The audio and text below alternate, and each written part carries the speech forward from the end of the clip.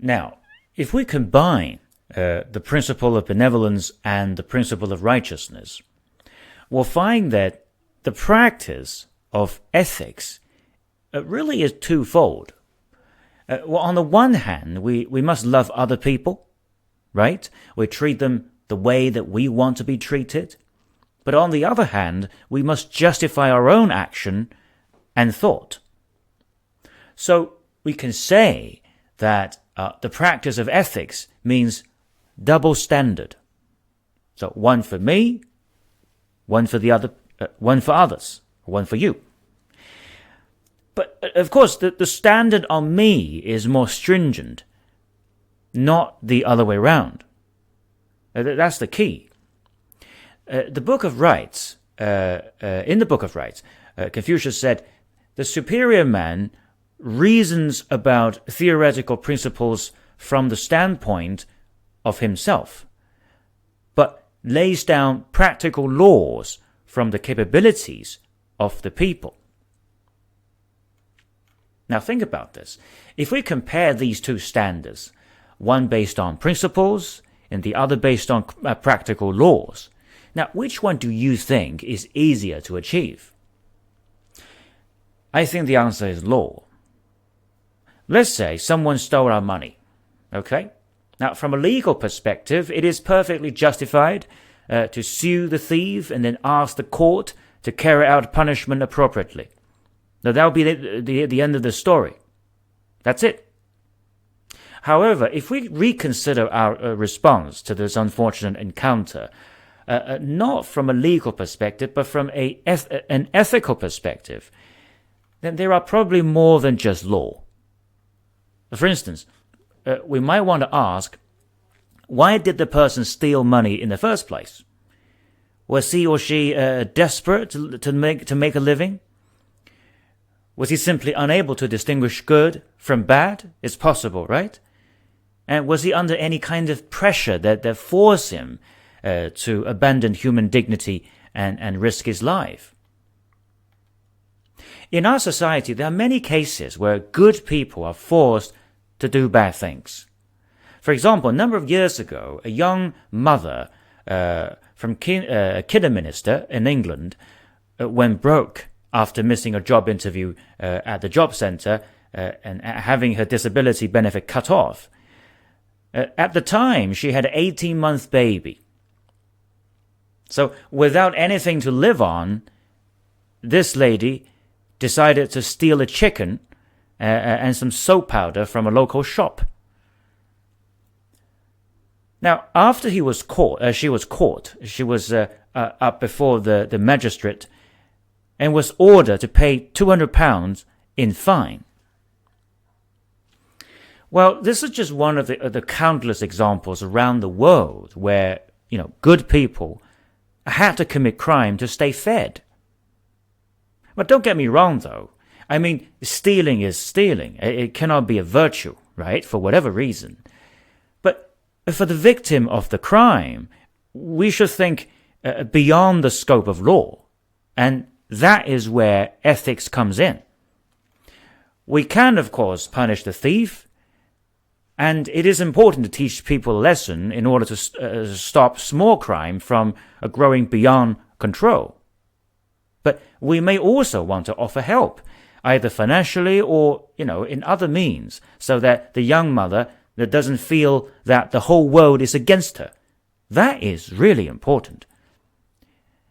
This is entirely voluntary, but the positive social impact is absolutely enormous.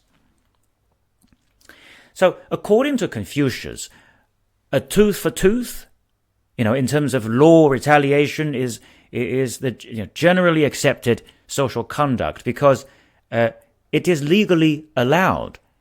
It is the minimum requirement of social stability. But when it comes to a superior man himself, he abides by the principle of returning good for evil. Now, this is what Confucius means by the difference between principles from the standpoint of himself and the practical laws from the capabilities of the people.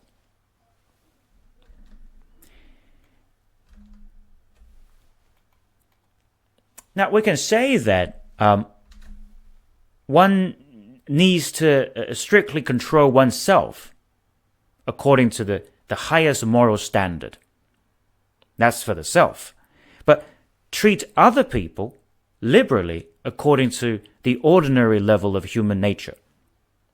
You can see this different, right?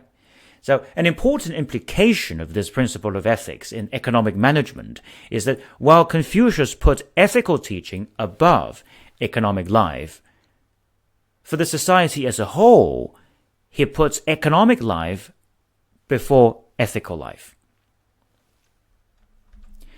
Now, the Analects records a very interesting example of how Confucius put this principle into practical governance. When Confucius went to the state of Wei, Ran You acted as the driver of his carriage, and Ran You was one of his students. So Confucius looked around and he said, "How numerous are the people? There are so many people in the town." And Ran You said, "Well, since there are so many people, what more should be done for these people?" Confucius said, "Enrich them, or make them rich, make them wealthy." And then Ran You said, "Okay, so when they have been enriched, what more should be done?" Confucius said, "Instruct them."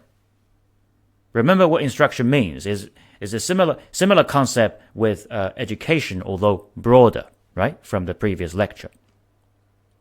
So let's think about this story. It's true that without certainty and livelihood, people will not have the capacity to think about morality. They simply don't. Mencius explained this relation very clearly in the conversation with King Hui of Liang about the impact of livelihood on people's mindset, as we have already seen before. So, in the above example, you can see that the dual characteristics of ethics is not only applied on personal cultivation, but also on economic management and country governance. So it's quite broad. Now, more specifically, the dual characters make a clear distinction between priority of the government official and the priority of the people. As Confucius said, the mind of a great man is conversant with justice, while the mind of small men is conversant with profit.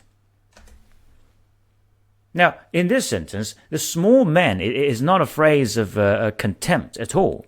No, it simply means that the government officials should keep the people in mind at all times, so that their work should be driven by justice and righteousness. That's the job of government officials. Meanwhile, for the common people, it is absolutely fine for them to focus on making a living, to making a profit, and the government should help them to do that. So this drives all aspects of economic management, such as job security, salary in line with inflation, housing, stability in provision of essential commodities, prices stabilities, business, tax system, minimum wage, and provision of healthcare, etc. Now, this point of dual characters of ethics is made even more explicit by Dong Zhongshu of Han Dynasty. And he said that the ministers and great officials should also be seeking benevolence and justice, and be mindful of their influence on the people. But for the common people, seeking economic gain is not only reasonable, but also a responsibility.